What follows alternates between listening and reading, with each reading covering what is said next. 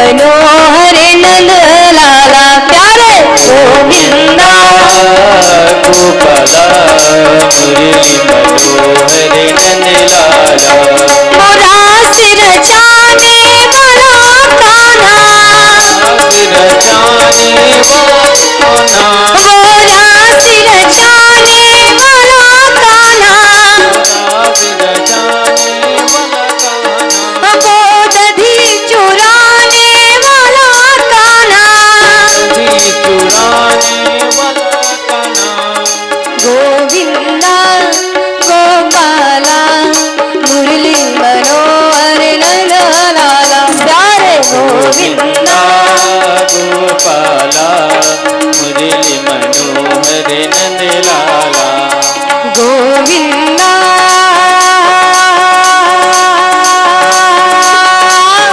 गोपाला मुरली मनोहर नंद लाला गोविंदा गोपाला मुरली मनोहर नंद लाला ओ मुरली मनोहर नंद लाला मुरली मनोहर नंद लाला मेरो नंद लाला।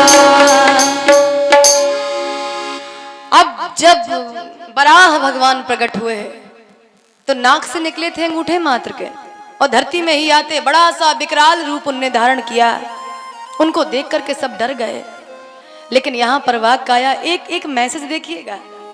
मान लीजिए कि ये कहानियां जैसी भी हैं, नहीं जानते ये क्या रहस्य है इनका, सो रहस्य भगवंत कर बेग ना जाने कोई, छोड़ दीजिए उसको।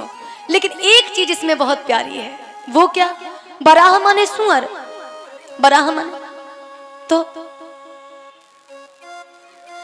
अब बराह माने मान लीजिए सुअर, सुअर का जन्म। अच्छा एक चीज देखिए, भगवान ने संसार की गंदगी मिटाने के लिए बराह रूप धारण कर लिया है ना, गंदगी मिटाने के लिए।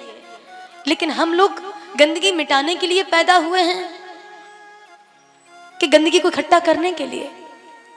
भगवान हमारे आपके चारों तरफ से गंदगी मिटाने आए, वो हम लोग उसे एकत्रित करें? ये कहाँ का नियम है? हमारे आप को आगे बढ़ाने के लिए, सुकून से रहने के लिए भगवान ने क्या क्या मत्स्य अवतार भगवान ने धारण किया, कच्छप अवतार भगवान ने धारण किया, पशु पक्षियों का अवतार भगवान धारण कर रहे हैं। किसके लिए? ताकि ये मेरा बेटा सुखी रहे। और हम लोग वही कार्य कर रहे हैं जिससे हमारा ये बाप दुखी रहे, है ना? सोचने वाली बात है। जब वाक कहता है उसी समय भगवान ने जाकर के, वराह भगवान ने जाकर के हिरण्याक्ष को लीला ही लीला में उसका वध कर दिया और उसके बाद में धरती को आकर के स्थापित किया। ये कथा हो गई मानो। अब एक वाक बड़ा प्यारा आया। परीक्षित जी ने पूछा कि महाराज ये कथा समझ में नहीं आए कि हिरण्याकश्यप हिरण्याक्ष ये कौन है, ये हिरण्याक्ष का वध किया जो, आखिरकार ये कथा सुनाइए। तब उन्होंने कहा है कि अगर सुनना चाहते हैं तो सुनिए। ये भगवान के दोनों पार्षद थे, दोनों पार्षद। एक बार ये चारों ऋषि सनत सनंदन सनातन सनत कुमार ये चारों भगवान के पास बैकुंठ दर्शन करने जा रहे हैं।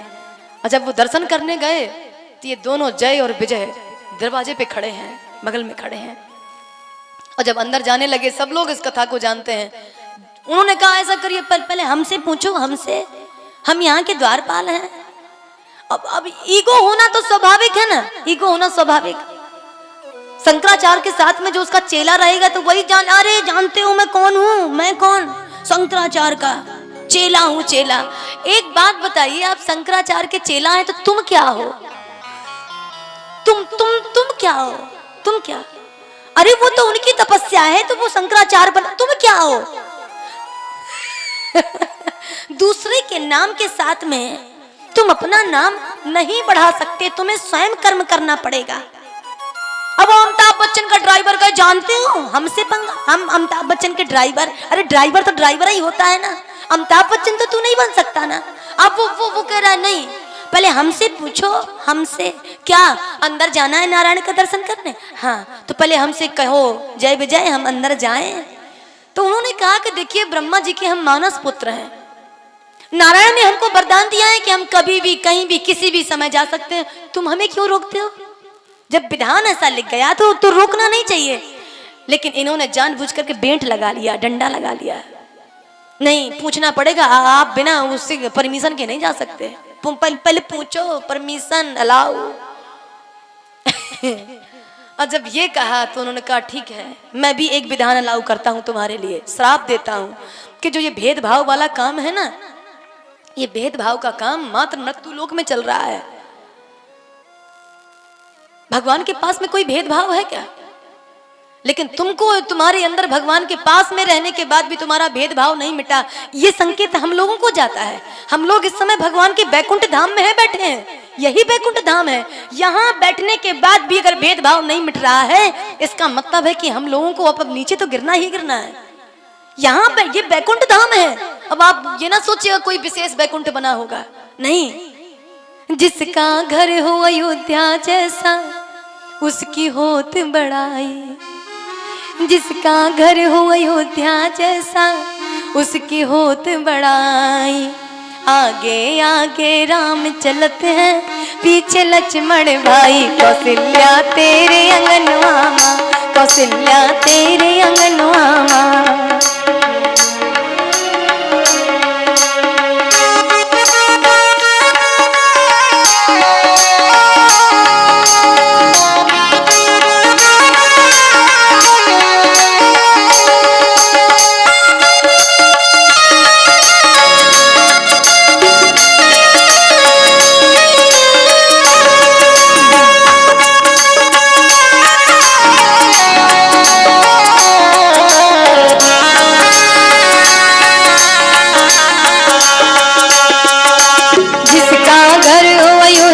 जैसा उसकी होत बड़ाई, जिसका घर हो अयोध्या जैसा उसकी होत बड़ाई। आगे आगे राम चलते हैं, पीछे लक्ष्मण भाई। कौशल्या तोरे अंगनवा माँ, कौशल्या तोरे अंगनवा माँ, कौशल्या तोरे अंगनवा माँ, कौशल्या तोरे अंगनवा माँ। यही नरक और यही स्वर्ग, सब कुछ यही है। और भाव बड़ा प्यारा आता है यहाँ पर। श्राप दे दिया, और जब श्राप, अच्छा ये कश्यप जी की दो पत्नियां हैं, एक का नाम दिति, एक का नाम अदिति। ये कश्यप जी के ही बेटे क्यों बन रहे हैं? कश्यप जी के बेटे हिरण्याकश्यप हिरण्याक्ष बन रहे हैं, इसके पीछे का रहस्य क्या है? अब देखना जरा, ये कथा हमारे आपके लिए है।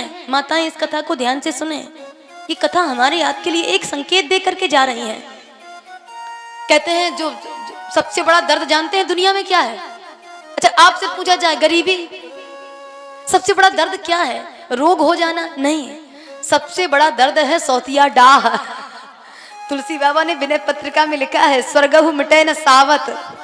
अगर स्त्री के मन में ये बात बैठ जाए कि नहीं हमारा पति अब हमारा ना रहा, नन्ना प्रणाम, हमारा पति अब हमारा नहीं है, एक किसी और का हो गया है, या पति जान जाए कि अब जो हमारी है वो हमारी नहीं है। दुनिया में कहते हैं, अब मैं नहीं कह रही, विनय पत्रिका का वाक्य है ये, स्वर्ग हूं मिटे ना सावत। स्वर्ग में स्वर्ग मिल जाए हमको हमारे पुण्य के अनुसार, लेकिन वहां भी बैठेंगे तो फिर बेवफा प्यार की राहों में मुझे छोड़ दिया, कितना नाजुक था मेरा दिल तोड़ दिया ना। माफ करना मुझे, मैं सच बताऊं, मरने के बाद भी ये जो अंदर का सौतिया डाय है ना, ये नहीं जाता आदमी का, चाहे स्त्री हो चाहे पुरुष। और दिति आई, दिति अपने पति के पास, शाम का वक्त हो रहा था, सूर्य की लालिमा जा रही थी। अब ये बढ़िया स्नान ध्यान करके, त्रिकाल संध्या होती है ना, सुबह की, शाम की और रात की, तो ये संध्या होती है ना, ये त्रिकाल संध्या वाले संत थे कश्यप जी। और स्नान ध्यान करके बिल्कुल शाम के समय भगवान के भजन में बैठने ही जा रहे थे कि दिति आ गई। यहाँ वहां मुंडी ना करो, ऐसे वैसे करोगे तो कथा मेरी चली जाएगी, है ना। मेरी तरफ देखो आप लोग, शाम के समय कितने काम नहीं करने चाहिए, सूर्य डूबे कितने काम मत करो। एक तो सबसे पहले अपनी सैया त्याग दो, जिस खटिया में बैठे हो, उस जो लेटे हो तो शाम के समय लेटो मत।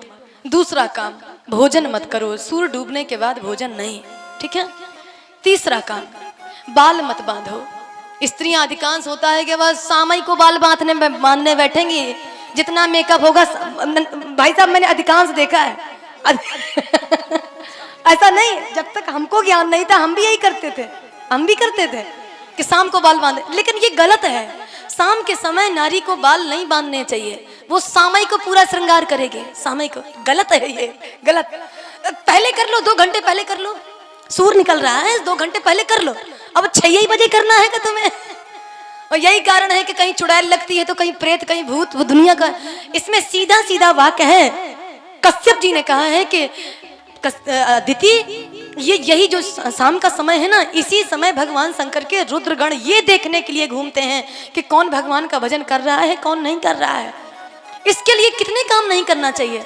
एक दूसरे की चुगली बंद कर दो, भोजन बंद कर दो, सैया का त्याग कर दो, श्रृंगार करना बंद कर दो। ये कुछ चीजें हैं। और यहाँ तक कि जो संभोग की क्रिया है वो तो अपने जीवन में कभी शाम के समय लाओ ही नहीं, उसको तो लाओ ही नहीं। और शाम का समय हो रहा था, कश्यप जी से अदिति बोल पड़ी, महाराज जो मेरी सौत है ना, उसके बेटा है, उसके बेटे हैं अदिति के, और मेरे कुछ नहीं है, तो क्या चाहती हो? तो मुझे भी संतान चाहिए। तो कश्यप जी ने कहा, देवी तुमको पता है तुम्हारा पति कौन है? इस सृष्टि को जन्म देने वाला है। तो ऐसा हो सकता है भला कि जो सारे संसार में संतान दे और वो तुमको संतान ना दे? तो तुम धीरज रखो, समय आने दो, तुम्हारे भी संतान होगी। लेकिन उन्होंने उसी समय हट किया, उसी समय हट किया है, वही समय था। ये जो राक्षस पैदा हो रहे हैं ना आज, मम्मी पापा को जूता मार रहे हैं, जान लीजिए ये निश्चित है, ये हमारा शास्त्र कुछ हमें बता रहा है।